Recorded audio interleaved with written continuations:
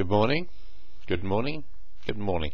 Today is the 7th of March 2012. Time is just coming up to 9 o'clock, 3 minutes to 9. Right, now a couple of days ago I was telling you how my boat, the Glyn, 32-foot Norwegian dory, the Glyn, was sunk, and I was underinsured.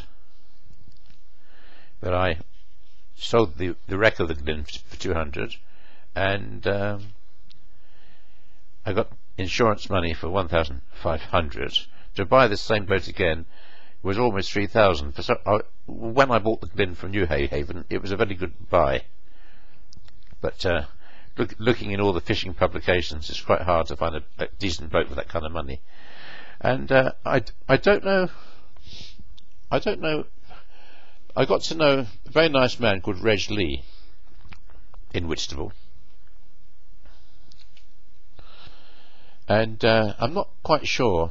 I mean, it's a long time ago, 1972, 73, and one thing you can be assured, that I don't make things up. If I'm not sure, I would tell you I'm not sure. But anyway, to cut a long story short, I was at Deal.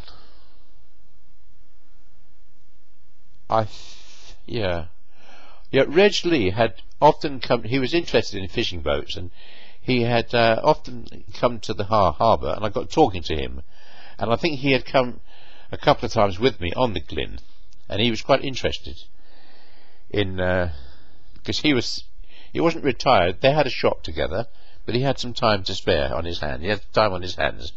But anyway, it came a time when I, looking for a new boat. I'm not sure how I came across it, but I came across a very, very nice boat on the beach at Deal in Kent.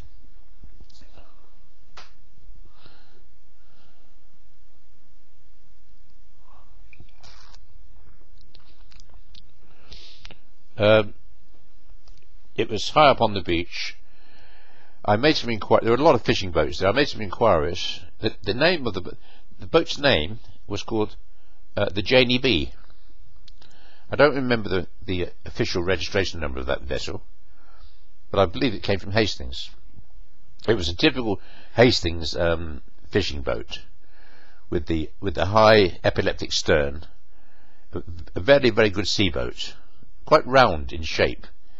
But I made some inquiries with other fishermen on the beach there, and found out that it was owned by a Miss Janie Barker. I guess that's why she named the boat Janie B. I got her address, went along to see her, had a chat with her, asked if she's interested in selling the boat, and eventually we came to an agreement. Before, she told me the history of the boat. Originally, the boat had come, I believe, from she thinks it came from Hastings, and that its original name, before she renamed it Janie B, was Industry the Second. Industry the Second. I've tried to find out a little bit about the boat, but I haven't succeeded. But if anyone does, then I'd love to know. If this was Industry the Second, presumably there was an Industry the First. Anyway, it came. Janie Barker was probably a woman about 50, and I think she said her husband I think she had lost her husband. I think he'd passed away, and that. It was his boat, and I asked her a little bit about the boat. She said the engine was quite new, so she gave me the keys, and I went to have another look at it. It had a nice wheelhouse. It was it was in good condition, but it hadn't been in the water for many years. But as I say, I came to an agreement with Janie, and the price was 1,000, which I paid her, I believe, in cash. I'm not sure, maybe not, I don't know. People seem to like cash, but I'm not sure.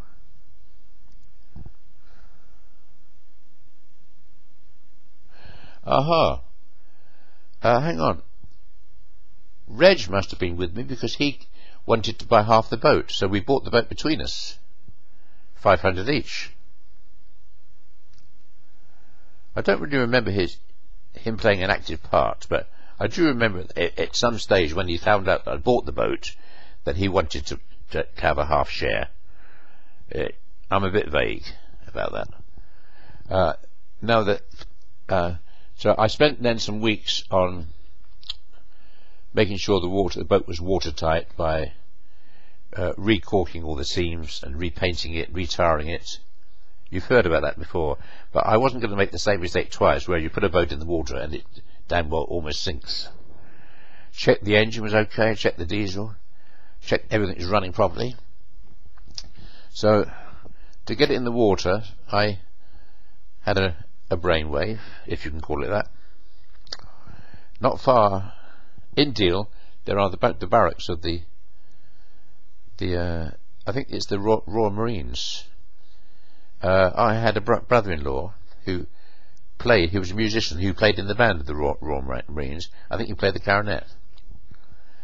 Anyway, I went along to the barracks, had a word with the guard on the gate that I needed some help to get the boat in, and he said, well, I'll send a squad down. He said, all you got to do is provide the beer. So I bought a couple of crates of beer, and very shortly they came down to the beach, and we had put grease on all the, like, big sleepers. The boat was lying on sleepers, and there were also sleepers. The boat was probably about 30-40 meters from the sea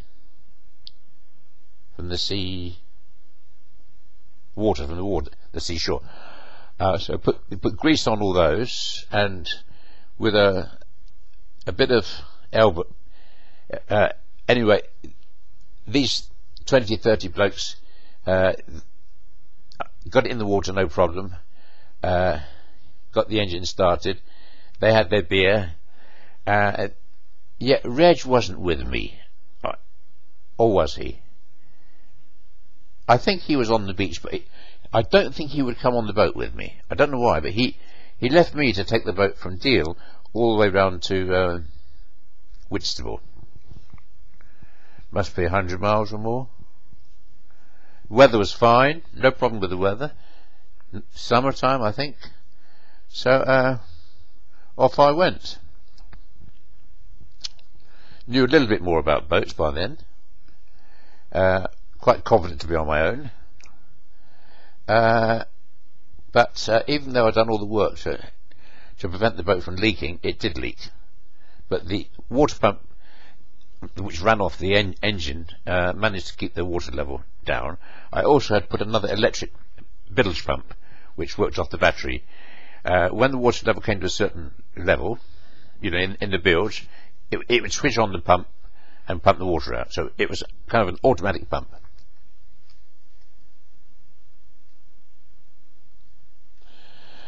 But I decided, I went Deal, I think Deal, Dover, Folkestone, and then I went into the harbour at Ramsgate. Why? I think it's because I thought, I'm not quite sure why. Maybe because the boat was leaking more than I thought, I don't know.